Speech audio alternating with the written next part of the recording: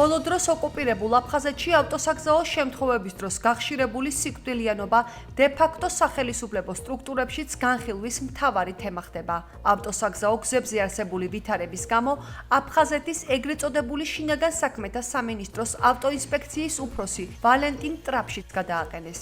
აღნიშნულ პრობლემებზე დე-ფაქტო პარლამენტში მსჯელობისას ეგრეთ წოდებულმა შინაგან საქმეთა მინისტრმა რობერტ კიუტმა გზებზე არსებულ სიტუაციას კრიტიკული, ხოლო მათზე კონტროლს სუსტი უწოდა. ეგრეთ წოდებულმა მინისტრმა დე-ფაქტო საკანონმდებლო ორგანოში არაფხიზელ მდგომარეობაში მანქანის მართვისთვის გამკაცრებული ზომების აუცილებლობაზე ისაუბრა, მათ შორის ჯარიმების გაზრდა, ასევე მძღოლების ვინაობის გასაჯაროება. 8 ივლისს კი ეგრეთ წოდებული შინაგან საქმეთა მინისტრ რობერტ კიუტის უშუალო ხელმძღვანელობით აფხაზეთის ეგრეთ წოდებული ავტოინსპექციის მუშაკებმა გაძლიერებული რეიდებით ჩაატარეს. საავტომობილო გზებზე არსებული ვითარების სხვადასხვა სახელისუფლებო დონეზე განხილვებს ჟურნალისტი იზიდა ჭანიაც ეხმაურება.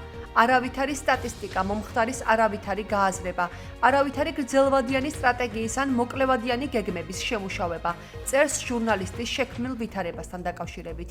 აღნიშნულ ფაქტს ქართველი ექსპერტ-ანალიტიკოსები ეხმაურებიან და აღნიშნავენ, რომ ეს თემა ოკუპირებულ აფხაზეთში უცხო არ არის. მოახლოებულმა არჩევნებმა განაპირობა მისი გააქტიურება, მაგრამ რამდენად შედეგის მომცემი იქნება, საეჭვოა.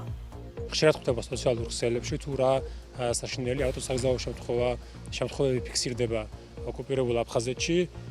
ეს ყველაფერი უკავშირდება იმას, რომ ტურისტული სეზონის ზრდასთან ერთად ასევე ის მთავარი გზა, რომელიც არის სოჭადან, ასე ვთქვათ, სოხუმამდე, ეს გზა არის მთავარი მონაკვეთი, სადაც ფიქსირდება ყველაზე მეტი ავტოსაგზაო შემთხვევა. აქედან გამომდინარე, არის შეთავაზება იმისა, რომ გამკაცრდეს ზომები, კერძოდ გამკაცრდეს არაფხიზელ მდგომარეობაში მართვასთან დაკავშირებით ზომები და ძალიან განხილვადი გახდა სოციმედიაში, ახალგაზრდები აპროტესტებენ და მოითხოვენ, რომ ეს პრობლემა საბოლოო ჯამში გადაიჭრას და მოიძებნოს რაღაც ხერხი. წინა საარჩევნოდ ბევრი მსგავსი თემა გააქტიურდა, ასე ვთქვათ, სანაპირო ზოლის მოპირკეთება, სხვადასხვა შენობების მოპირკეთება, ეს იქნება და სხვადასხვა კანონების მიღება.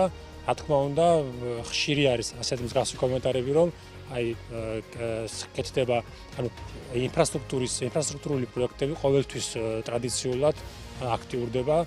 წინა საარჩევნოდ და ჟანიას ხელისუფლება ეგრეთ წოდებული ამას რა თქმა უნდა იყენებს სათავისოდ. გახშირებული ავტოსაგზაო შემთხვევები ეს არ არის ახალი სიტუაცია ოკუპირებულ აფხაზეთში, ეს უკვე 30 წელიწადზე მეტია მიმდინარეობს,